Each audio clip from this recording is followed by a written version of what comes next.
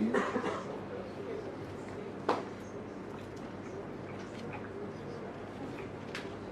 Yay! Done. Done? Done. This is Corey. Hi, I'm Corey.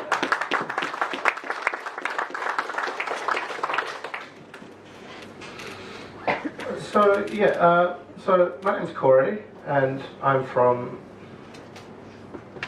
Lunosity.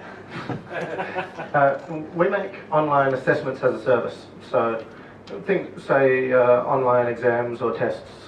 That sort of a service. We provide that through an API, so that the companies and organisations can provide that to students. And so basically, we're in education. We serve 90 million assessments per month, so we've got some pretty good back-end going on. And this year we've been focusing on getting our existing tech, which never was accessible. Now we're putting accessibility into the existing tech. So all those problems that you've been hearing Amy and Kate talking about, where you don't want to have, say, a div with an on-click, we're dealing with all of that. Because it was a really cool idea at the time, but now accessibility says, yeah, that actually makes things hard. So the outline of this talk, the main focus is if you're getting started with accessibility, or you haven't started yet, that's great. Then I'm going to be recommending that you want to start your focus with the screen reader over the other elements of accessibility, because there's so many. We're going to start with that one. And in addition, we're going to go through what exactly you should learn about the screen reader, rather than hitting the entire concept at once. What are the punchiest things that you're going to be able to learn, so that you can start on your first iteration and cover on for there. So all of these concepts that, say, Amy and Kate have been talking about, where they're saying this stuff's bad, you'll be able to see it from the user's point of view and say, oh my god, it really is. So covering well, I'm not sure if any of us have actually defined what a screen reader is yet, so this is a great opportunity. So a screen reader is software that runs on your computer, and it will describe what is on the screen. So, well, I guess if you're, so it's mostly intended for blind or visually impaired users who cannot see, and therefore they need stuff read out to them. And it's similar to like a keyboard focus, but it's a lot more efficient than sort of tab, tab, tab, tab, tab, tab, enter.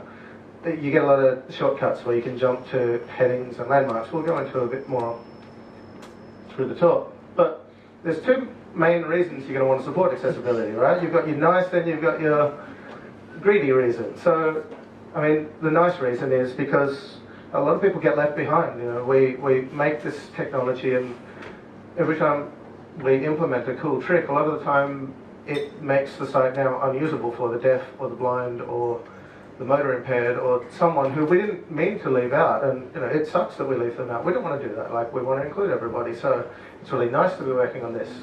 And in addition, we've got an evil reason, because I mean it's a reasonably large market we're talking about. There's statistics say that as many as 1 in 5 people have some form of disability. It's more concentrated in the elderly, but there's a lot of people there who are not being fully served by existing sites and apps. So more users is more money, right? I mean, there's opportunity there. In Australia, 4 million people have got some form of disability. In specifically talking about blind and vision impairment, you're looking at about estimates of about 350,000 users, which is about the size of Canberra. That's something. But in particular, governments and education want it. So as Kate mentioned, there are rules and regulations to say that, say, government websites need to support a certain standard of accessibility, and this is true in the UK, in Australia, in the USA. So if you can get your stuff accessibility compliant, then you're going to have a market edge, particularly in the fields of government and education. Ourselves, because Lunosity, we work on online assessments, so obviously we're very much in the education space, and so some of our larger clients, particularly the ones that are dealing with kindergarten to year 12 education, or Google, who's obviously really big with accessibility, they love it. These are our clients who are demanding. I mean, it's absolutely essential for them. It's not an option. They need this to work with everybody. So we're not completely where we want to be with accessibility, but we're moving towards it. It's happening. Now, I think what we really want to do to be able to satisfy our little devil guy is we need to be able to focus and get this into definable tasks that actually have an end date. So the first step towards that is to creating user profiles. So if we tell a convenient lie and we say we're going to support the blind, in reality we solve that using a screen reader, and that's not just supporting the blind, but it's also going to be useful for users with vision impairment or motor impairment who maybe they can see but they can't use the mouse. And even deafblind, surprisingly enough, I found out that even though they're not going to be able to hear the screen reader, they can use a braille device to communicate. It's fantastic, it's crazy, but it works, so that's cool. So you imagine, yeah, it's as simple as that. When you're interacting with a screen without a screen reader, you've usually got your mouse, keyboard, speakers, and a monitor, but with a screen reader you don't necessarily need those. You can cut out the mouse and monitor and just deal with your keyboard to jump around, and then your speakers will describe what you want to be observing about the page. Now, if you're going to be starting up with a screen reader, then there's 4 particular skills and areas that I reckon are worth looking at. So, again, a lot of these are. This is kind of a condensed summary of actually a lot of the content that Amy just covered. These, I think, are the absolute essentials that you want to get started with, just so that you can start playing around with the screen reader and start picking up the rest of it for yourself, and then reread over things notes, you get a lot better stuff. So you want to look at your DOM order. As mentioned, this is the same as when you're trying to make tabbing make sense. If you want tab to make sense, then you have 2 options. You can either arrange your DOM in the correct order so that you just tab straight through the DOM, or you use tab index. And probably a few of you know, once you start using tab index, it causes more problems than it solves, and it's a nasty hack. And similarly, there's ARIA tags to tell the screen reader that it should jump around in this order, and the same thing there applies. It just becomes awful. So if you can order your DOM, it's a much better solution. I'm going to show a quick demo of, oops, not that way. Jumping over one tab to Lunosity content. Actually, this is something we're working on. The devs are going to hate me at the moment because I didn't tell them I'm going to be showing one of our bugs. So I'm going to switch on a screen reader. If you've got a Mac, you've got a screen reader built in. It's fantastic. You press Command F5 and it'll start. Lunosity API demos window. Lunosity API demos HTML content has keyboard focus. It's going to shout at you in a robot voice. So question 2 button. List 8 items. So there's keyboard commands. Again, it's a similar concept to tab and shift tab. Question 1. List 8 items. Jump back and forth over the content. That's going to tell me what I read. Item 1676 group with 2 items. And then period. The United States. Period. Say caps lock off. Caps lock off. No, I can't. It's a work in process. You voiceover off. Let's switch off the robot and jump back to the. Oh, sorry, no, I was definitely going to show you something in there about the DOM order. Screen reader concept, Back, leaving because HTML content. I had to show you that bug that they're going to be really mad. See, we currently, again, because this wasn't built with DOM order in mind, see how I jumped from quit to next to this error. Because that's the order there are in the DOM, and it makes sense. I mean, for a visual user, that's fine, but you are currently on a button for the screen reader, that's causing problems. Voiceover off. So that's in, I think, a future sprint that we've got a ticket in Jira about that. So this was my only chance to show you before it gets fixed. Let's see. Grouping. So similarly, when you're showing visual content, you can group it just by moving it near each other. So if you've got a, say, a paragraph tag and a checkbox, as long as they're close to each other, the visual user, the user with the monitor, is going to know, okay, this text is described in that checkbox, but the screen reader is going to completely ignore the position of all your elements. So it's going to say there's a paragraph and there's a checkbox. They've got nothing to do with each other.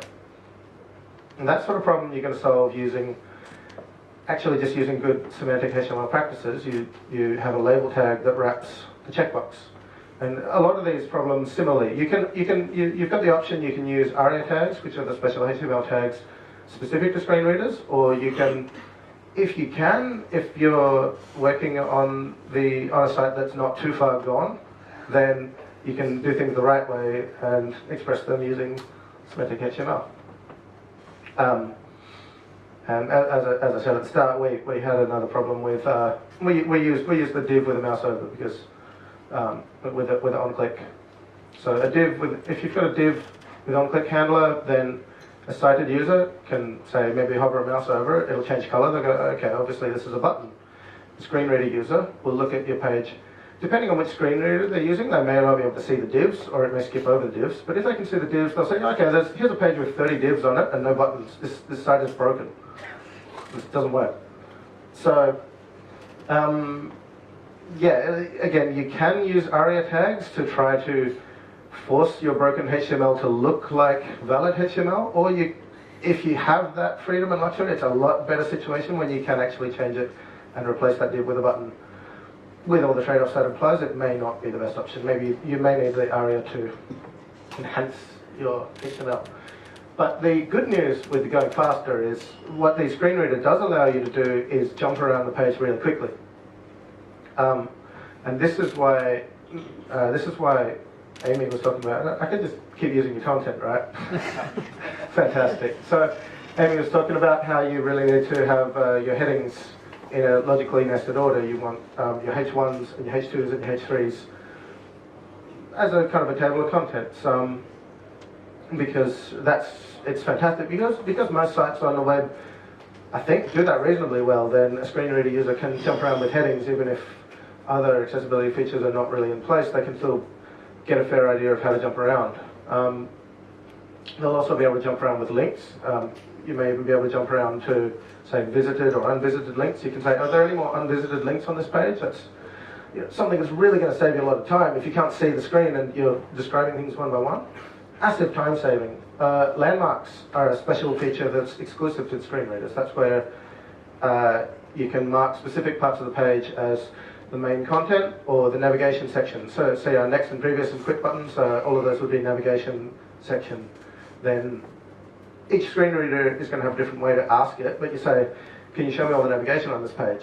And boom, you think about doing that on like Amazon homepage, you've just saved a lot of time. Let's go another demo, because these demos are really fun. I was looking up bulleted lists to try and find out what exactly does the screen reader say. So if we ask voiceover... HTML lists, window, HTML lists, headings, so I'm window. going to ask for a list of headings on this page, and if we skip down towards, say... Heading level 3. Example of an unordered list and an ordered list in HTML. Okay, obviously I cheated by looking, but we could have stepped through one by one and listened to what those are, but... Heading level 3. Example of an unordered list and an ordered list in HTML. There you go. List 4 items. We got a list of 4 items. Bullet item. Bullet item. Bullet item. Bullet item. Okay, so that's what we're going to hear by default if you don't have images for your bullets. I wasn't sure. You are currently on a voiceover off. But so that's just the kind of demo I want to show you, that once you're slightly savvy with a screen reader, you can go in and quickly check and find out these questions for yourself rather than having to research. Overall, it's going to be a much faster way for you to skill up on it, and it means that, so even if you don't, this is useful for the developer, for the tester, but also for, say, the business analyst or the product owner, whoever's actually designing and speccing out the page. You need to have a rough idea of what the screen reader can do, or else you're going to accidentally make mistakes and skip over some of the things that it can do, or just make it bad. So really, I think those 4 are your key skills. You need to be able to look at your DOM order grouping and make sure you've got good semantic HTML, and then jump into your screen reader and check. And you need to make sure that whatever page that you make is able to support a few features like headings, form fields, landmarks. Oops, that was supposed to say links. I changed that at the last minute. So actually, how to get started, if you're on Windows, you want to, I'm going to recommend you just jump into NVDA. With Windows, you've got a choice of about 5 screen readers or something, and that's overwhelming. So rather than blow your mind, I'd say get NVDA. It stands for Non-Visual Desktop Access. It's open source, it's free of charge, and it's extremely standards compliant. So the advice that I've gotten from non-sighted users I've spoken to, blind users I've spoken to, have said that actually if you support that one, if you're getting started and you just want to hit one and try and get out as cross screen reader compliant as you can, it's probably a good one. Please, anyone contradict me if that's wrong advice. But on macOS, honestly, it's a 2-step process. You hold Command and you press F5, and you can get started with screen reader testing. If you're on Linux, I don't know, you're on your own, sorry.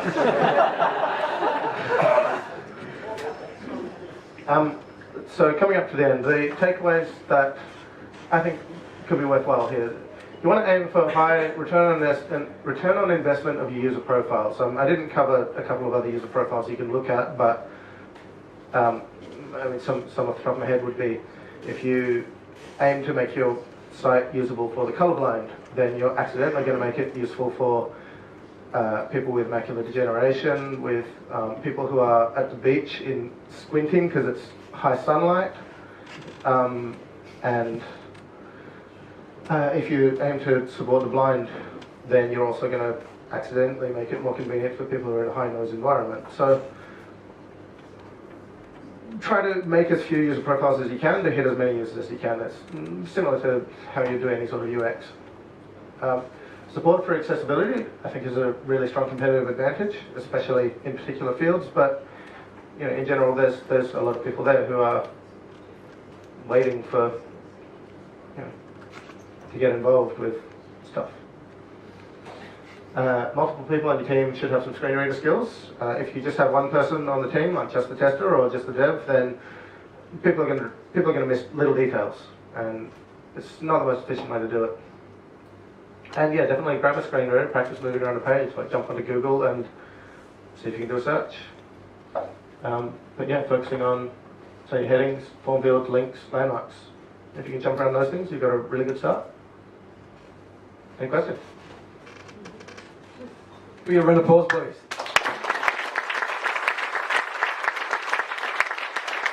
NVDA.org goes to the Nevada Dental Association. Really? I tested it today. It might be nvaccess.org.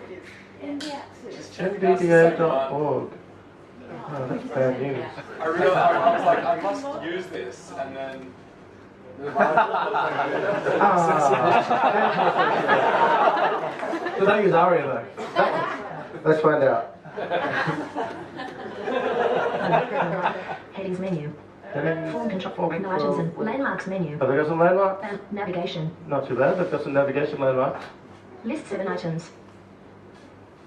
Link. List. Yeah, link, here's link, the navigation link, section. Link. Classifieds. Link. Careers. So yeah, they do. We go to the actual URL though for the. Yeah, actual URL nvaccess.org. Thanks. Any other URL to point out? No? Put out the other one more time. Thank you very much.